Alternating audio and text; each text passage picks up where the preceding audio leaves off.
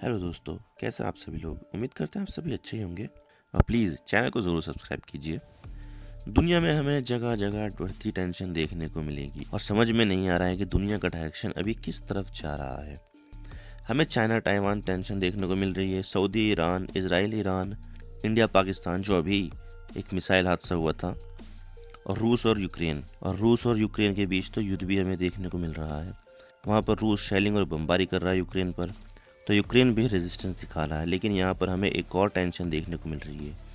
यहाँ पर ईरान ने अमेरिकी कॉन्सुलेट जो इराक में है उस पर मिसाइल से अटैक कर दिया है, और एक ही नहीं बल्कि पूरी 12 मिसाइल से हमला किया है। तो जानेंगे पूरा मामला क्या है और यहाँ पर क्या क्या हुआ है और ईरान ने ये मिसाइल क्यों दागे हैं। लेकिन उससे पहले हम न्यूज़ आर्टिकल्स देख लेते हैं। ABC news, Iran claims missile barrage near US consulate in Iraq, 13 March का आर्टिकल है। Fox news, missile fire toward US consulate in Iraq came from Iran officials. The New York post, ballistic missiles fired at US consulate in Iraq. तो यहाँ पर हुआ ये है कि Iraq में एक जगह है जिसका नाम इरबिल है। ये इराकी कुर्दिस्तान ऑटोनोमस स्टेट की कैपिटल भी है। मैं आपको उसकी लोकेशन दिखा देता हूँ। तो ये है इराक का मैप, और यहाँ पर आपको ग्रीन कलर्ड में कुर्दिस्तान रीजन आपको दिखेगा जिसमें शहर है इरबिल। ये राजधानी भी है कुर्दिस्तान रीजन की। काफ़ी खूबसूरत शहर है ये है इसका सिटी सेंटर। काफ़ी खूबसूरत शहर है ये। तो हुआ ये है कि ईरान ने US कॉन्सुलेट को टारगेट करते हुए कई सारे मिसाइल दागे, लेकिन उसमें किसी की जान और माल का नुकसान नहीं हुआ है। मैं आपको इसकी वीडियो भी दिखा देता हूँ।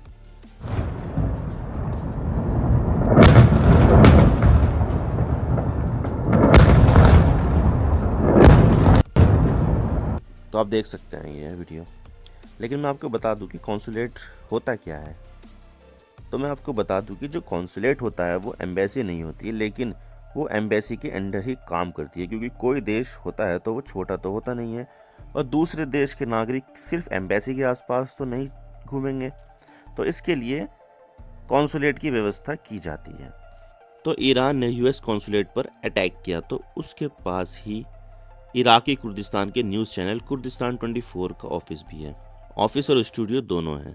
तो कुछ मिसाइल वहाँ पर भी हिट कर गई है। मैं आपको उसका वीडियो भी दिखा देता हूँ।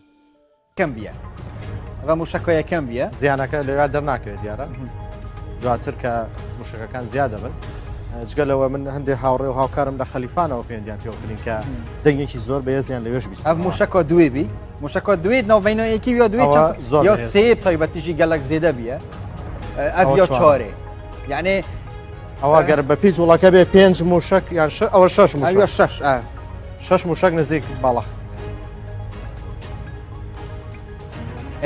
تایبەتیشی ئەو زانیاریە تایبەتیشی مەبەرین و کێژی بەحەسکرین ژمارە کە موشەکان لە ئاسمان هاتیە موشک और यहाँ पर ईरान ने ये एक्सेप्ट भी कर लिया है कि हाँ, हमला हमने किया है। आप देख सकते हैं। लेकिन उसने ये भी कहा है कि हमने US को नहीं बल्कि सीक्रेट इजरायली बेस को यहाँ पर टारगेट किया है। लेकिन सवाल ये आता है कि ईरान ने ऐसा क्यों किया और उसके परिणाम क्या निकल सकते हैं। तो देखिए, मैं आपको बता दूं कि ईरान में एंटी अमेरिका और एंटी इजराइल सेंटिमेंट काफ़ी हाई लेवल पर है। जब से ईरान में इस्लामिक रिवॉल्यूशन हुआ है तब से ही ईरान में एंटी अमेरिका और anti Israel sentiment high level पर है, और यहाँ पर अमेरिका और इजराइल अक्सर ईरान और उसकी प्रॉक्सीज को टारगेट करते हैं। 3-4 दिन पहले भी इजराइल ने सीरिया में अटैक करके 2 ईरानी रिवॉल्यूशनरी गार्ड के लोगों को मार दिया था। तो तब ईरान ने कहा था कि इसका बदला ज़रूर लिया जाएगा। मैं आपको वो भी दिखा देता हूँ।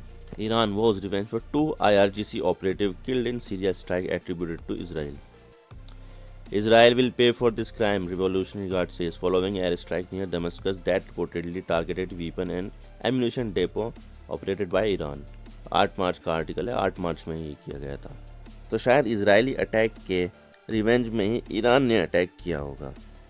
और यहाँ पर यह भी कहा गया है कि जो इस सीक्रेट इजरायली बेस है वो मोसाद के हेडक्वार्टर थे इरबिल में। 2 हेडक्वार्टर थे, तो वहाँ पर ही बैलिस्टिक मिसाइल से अटैक किया गया है। लेकिन इसका एक दूसरा पहलू भी है।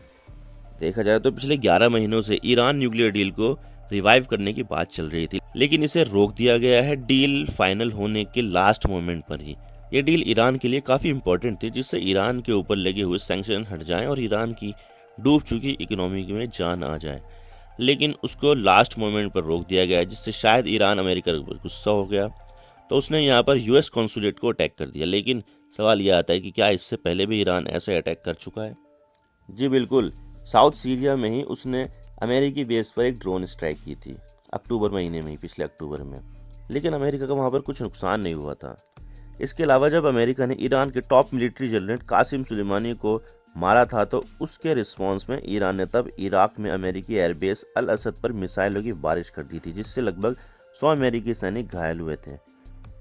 तो अगर अमेरिका ऐसा करता है तो ईरान भी इसका रिस्पॉन्स देता है। लेकिन यहाँ पर सवाल यह आता है कि क्या अमेरिका ईरान पर हमला करेगा?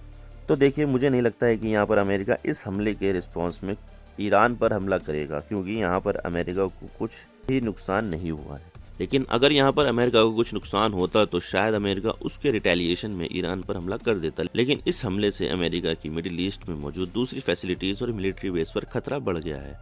तो आगे क्या होता है ये तो फ्यूचर ही बताएगा।